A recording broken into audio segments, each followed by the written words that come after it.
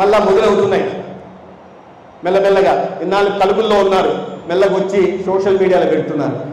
మధుసూదన్ రెడ్డి గారిని చంపేస్తాం, నెక్స్ట్ బర్త్డేకి ఉండనీయం. ఎవడరా వాడు చంపేది? నెక్స్ట్ బర్త్డే చేసుకొని కూడా ఏ శక్తి రాపగలిగేది? ఆడెవడ రప్పని చెప్పండి. ఏదో మెత్తగా కనిపిస్తున్నాం, అభివృద్ధి మీద దృష్టి పెడతాం, మిగతా విషయాలు పట్టించుకోం, ఎన్నికలప్పుడు చూసుకుందామని చెప్పాం.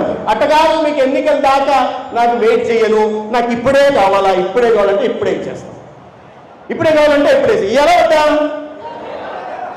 మంచిగా పోండి, చేసుకోండి, మీవన్నీ చట్టపరంగా ఏం యాక్షన్ తీసుకోవాలో తీసుకుంటాం.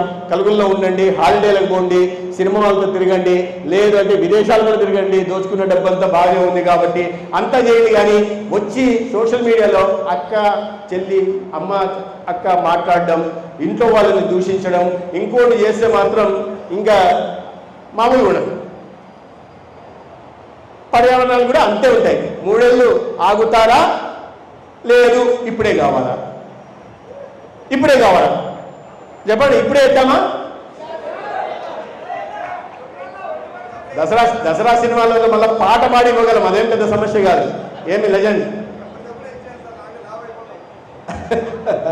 ఎప్పటికప్పటికి ఇచ్చేయాలండి, లేకుంటే బలిసిపోతారు.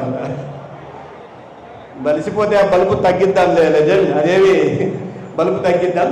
మిత్రులారా, ఇవాళ ఈ కార్యక్రమం సందర్భంగా ఇంతమంది కార్యకర్తలు